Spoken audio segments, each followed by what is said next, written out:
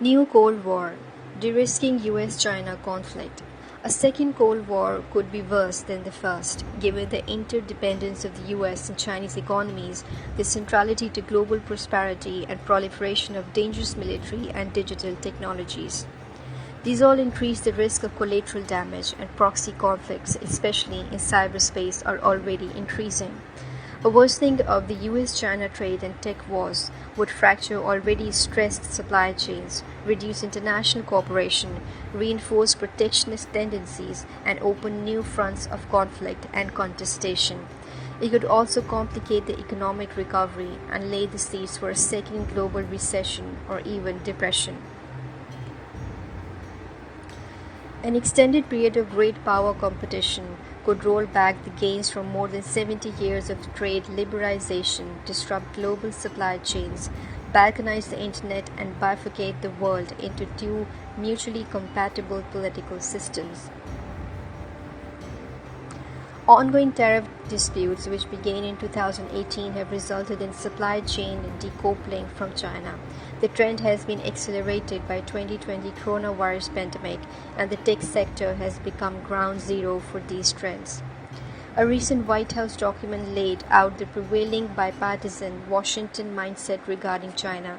The CCP has chosen to exploit a free and open system and rules-based order, an attempt to reshape the international system in its favor.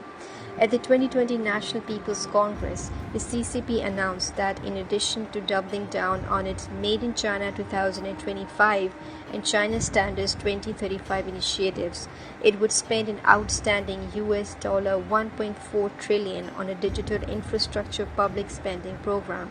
The program is intended to shore up China's plan to dominate in technologies and industries of future. This is techno-nationalism on an unprecedented scale. Thus, as policymakers and business leaders outside of China contemplate this new reality, a new set of outcomes will emerge. Certain strategic value chains will decouple, restructure, and diversify out of China.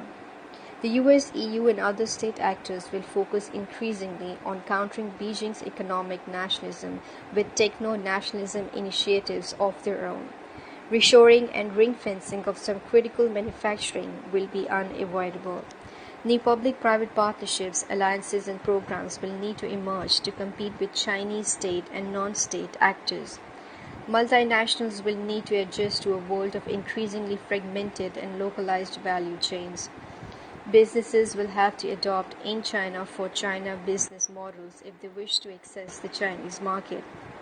For latest current affair news, subscribe News 786, like and share the video. This is a war of economic models and culture as much as it is a war of currency and trade. China's centrally planned economic operation is a source of much angst among the Trump administration. For some of its members, China is both. It is both strategic adversary and a philosophical enemy. Trump is a self-proclaimed champion of a certain type of free market economics. In one of the Donald Trump speech and many times after, he claimed the way to deal with China was to put a man who understands how to negotiate.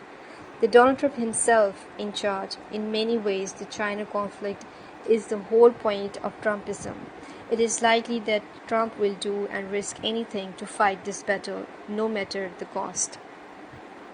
And that cost is likely to be significant given the considerable rise in cumulative trade between US and China prior to start of the trade wars. The Chinese see this. They repeatedly cite the brash tone of the various attempts at agreements as barrier to settlements. Cultural differences is not just about presentation, however, it is about strategy. The Chinese are able to take multi-decade and even multi-generational approach to economic planning so long as domestic living standards are improving at a rate that keeps the current regime in power. In contrast, the US faces a 4-year election cycle that leaves only narrow windows where short-term pain can be suffered without risking a change of leadership. The Chinese maintain an advantage unless tariffs are raised to such a level that other suppliers substitute their wares for those offered by the Chinese, a process that inevitably takes place. Trump knows this. For him, an escalation is tub thumping and its tactics is the only route to success in 2020. The Huawei debacle is both a smokescreen and a symbol for wide conflict.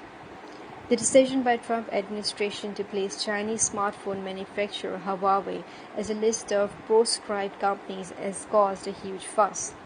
Some who claim Huawei routinely allows cybersecurity risks to go unchecked argue it's just a sensible decision, in a contrast to Theresa May's proposed executive order to allow Huawei to deliver the UK's tech infrastructure. This is probably not a decision that would have been taken with the US-China trade war, so in that sense it's a bit of smokescreen for the wider conflict. Still, it might be the moment the trade war really hit consumers. Google have already indicated they will not do business with Huawei, meaning that only a light form of Android will be available to Huawei phones. This will have huge consequences for Huawei's business. In the long term, this may lead to a global fragmentation of tech infrastructure. There are already arguably superior versions of Western products in use by countries in the Chinese orbit. Line and Grab are versions of WhatsApp and Uber that, in functional and cultural terms, just work better. If we end up with a separate set of acts for Western countries and Chinese countries, the Huawei fight will become a symbol of a growing economic divide. It would mean the current American tech against will lose out and the global challenger companies would benefit. Google may rue getting involved in Trump's conflict. This is essentially a battle between two colonial powers. It is, of course, not simply the term of trade, but the rise of China and possibility it may overtake the US as the world's greatest power that is at stake. At the beginning of the Trump's administration, some commentators suggested that before he left office, China would overtake the US in terms of size of its economy. Since then, US growth has accelerated thanks to Trump's Keynesian-style government backed tax cuts for businesses, while China's growth has remained at a stable level, at more than double that of the US.